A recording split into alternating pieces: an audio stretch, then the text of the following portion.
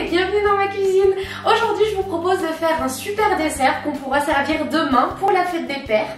Vous allez voir, c'est comme d'hab. J'ai envie de vous dire, oui, c'est comme d'habitude. C'est assez facile. Voilà, il y a juste à respecter les temps de repos au congèle. Mais très facile et surtout, mais alors, beaucoup trop bon. J'ai nommé le Trianon. Alors pour la recette, on va utiliser le moule rond Inspiration de chez Guy de Marle. Donc c'est le moule classique rond dans lequel on peut faire plein de préparations et qu'on peut agrémenter avec les petites toiles décor comme ça. Donc là moi j'en ai 3.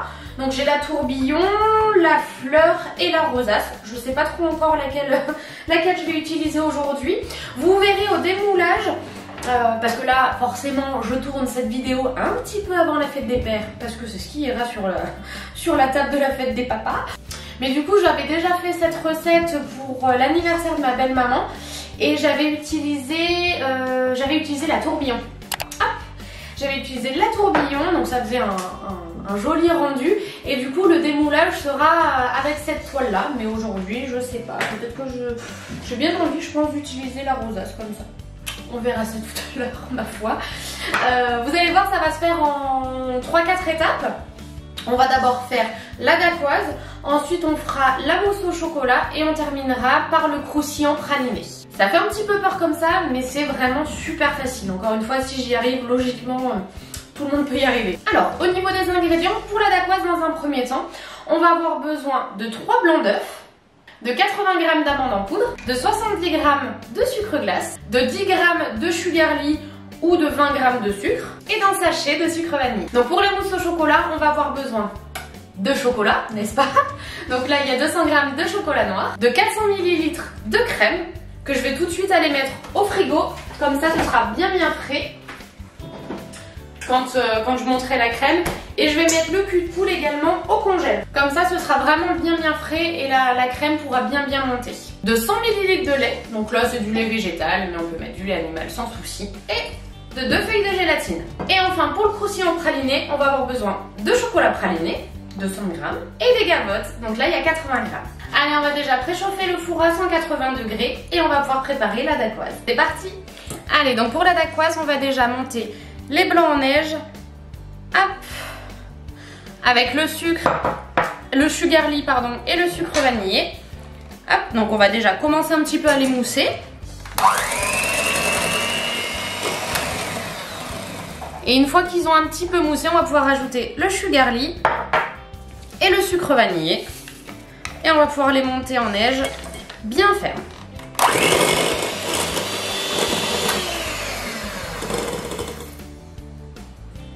Voilà, et une fois qu'ils sont montés, on va pouvoir rajouter la poudre d'amande et le sucre glace. J'ai déjà tamisé la poudre d'amande et le sucre glace, donc on va les rajouter délicatement avec une spatule. On intègre ça bien délicatement. Donc là, comme d'habitude, hein, j'ai pris la spatule double embout qui est super pratique pour faire ce genre de mélange.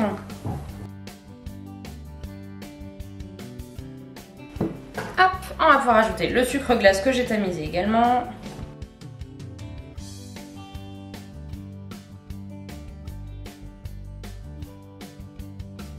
Et une fois que c'est prêt, on va pouvoir verser dans le moule. J'ai déjà posé le moule sur la plaque alu et ensuite je vais pouvoir verser du coup la dacquoise dans le moule.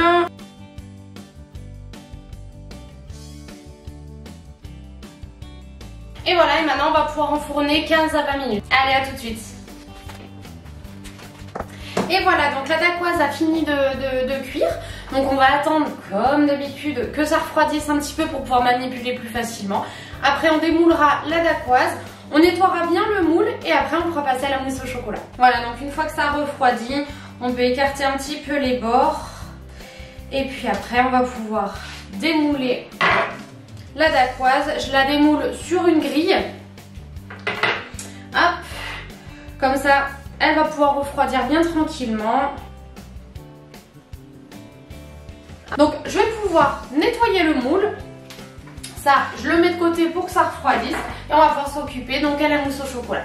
Voilà, donc on va déjà faire tremper les 2 feuilles de gélatine dans un bol d'eau froide pendant, on va les réhydrater pendant 10 minutes environ, 10-15 minutes. Et ensuite, j'ai déjà fait fondre le chocolat pour qu'il refroidisse un petit peu, pour pas qu'il soit trop chaud. On va également faire chauffer le lait pour y incorporer les feuilles de gélatine une fois qu'elles sont ramollies. Et après, on va pouvoir monter la crème fouettée.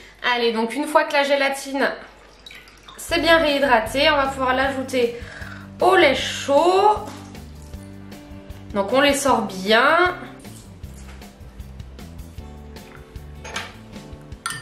Donc on ajoute toujours de la gélatine dans une préparation chaude, pardon, pour bien qu'elle se fonde, hein, tout simplement. Dans une préparation froide, elle ne le ferait pas. C'est pour ça qu'on fait chauffer le lait. Hop, et on va ajouter ça au chocolat fondu.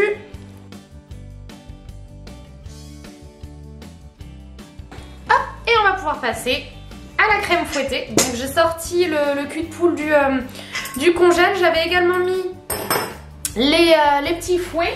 Et je vais sortir la crème du frigo. Personnellement, je mets ce genre d'ustensile par-dessus. Ça évite les projections. Et puis après, c'est parti. Allez, une fois que c'est terminé, hop, on va pouvoir enlever les petits fouets. Évidemment, on lèche les fouets. Et ensuite, on va pouvoir ajouter le chocolat dedans et bien mélanger.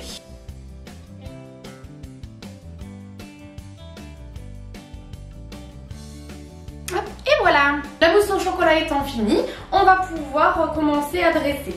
Donc en fait, on va dresser à l'envers. Donc on va d'abord mettre la mousse au chocolat, ensuite le croustillant praliné et on refermera avec la dacquoise, tout simplement. Donc on va déjà mettre la petite toile décor. Donc oui, bah finalement, voilà, je vais mettre la rosace. Donc on la met dans le moule, hein, tout simplement. Le moule, je l'ai posé sur une assiette parce que malheureusement, la plaque ne rentre pas dans mon congèle. Mais idéalement, vaut mieux poser sur une surface vraiment plane pour éviter que ça fasse des petits creux, etc. Bon, cette assiette, ça va à peu près. Je vais déjà verser une petite quantité pour bien ensuite répartir dans les aspérités de la rosace. Voilà, donc on en verse une première. Et je répartis bien dans toute la rosace. Hop, je tapote un peu. Comme ça se répartit bien. Et ensuite, je vais pouvoir verser le reste.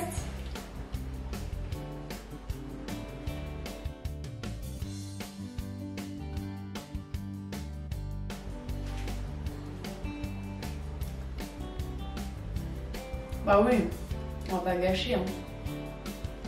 Hop, on tapote une dernière fois. Et maintenant, on va pouvoir mettre au congèle au moins 1 heure, voire 1 heure et demie, pour bien que ça fige et après pouvoir mettre le croustillant praliné par-dessus. Et voilà, ça doit faire bien 1 heure et demie, voire 2 heures que la mousse au chocolat est au congèle.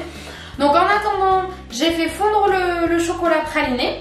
On va faire le croustillant, hein. On va juste émietter les gavottes dans le chocolat. C'est ce qui va faire vraiment tout ce croustillant qui est super agréable. Voilà, donc je les prends une par une et puis je les casse dedans. Hop, je les effrite. Et une fois que j'ai effrité toutes les gavottes, je vais mélanger au chocolat praliné. Et comme ça, je réécrase un de plus belle. Après, s'il y a des morceaux plus gros que les autres, c'est pas bien grave, au contraire. Et c'est ce qui fait vraiment toute la saveur du Trianon, c'est ça, j'adore. Hop. Et voilà, donc là je viens de sortir la mousse au chocolat du congèle. Donc elle a plutôt pas mal pris, hein.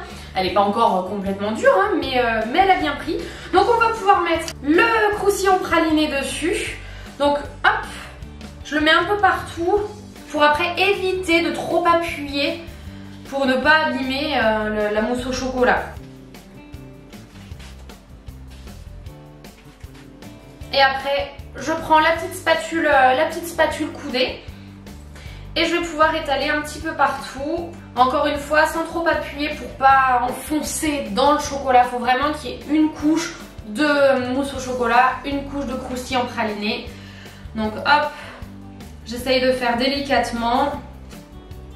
Je dis bien j'essaye parce que moi c'est pas ma première qualité, hein, la délicatesse. Moi je suis plutôt team bourrin, hein, voilà. Et une fois que c'est fait, on va pouvoir poser la dacquoise dessus. Hop, on la remet par-dessus, on ferme hein, le trianon tout simplement. On appuie légèrement pour bien que ça s'intègre. Alors léger, hein, on fait pas la bourrine. Hop.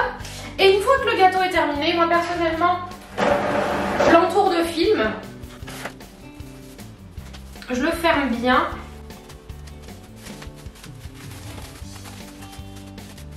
Et je le remets au congèle.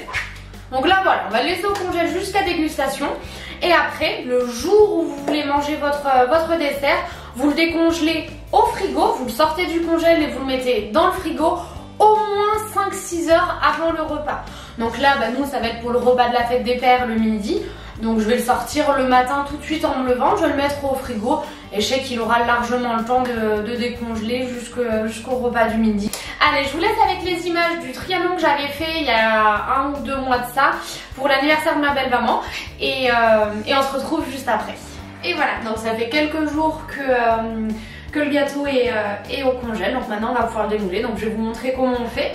Donc on met juste, hop, son plat de service, on retourne.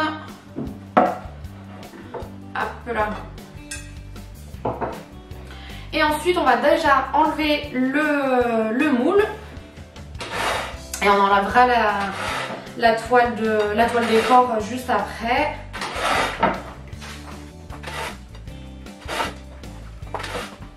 Hop. Donc je défais un petit peu les bords.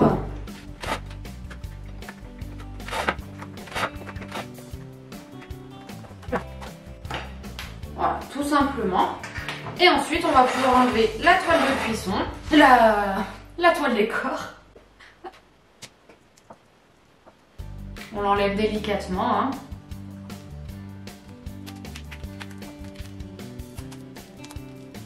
Hop là. Et voilà, tout simplement.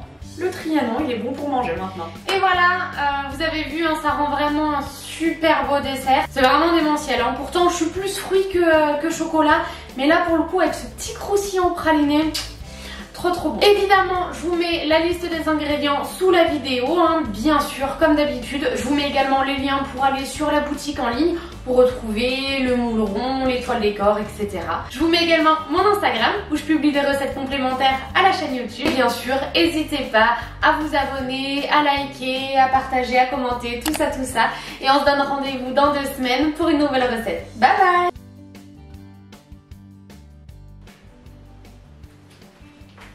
Ah mais ça tourne!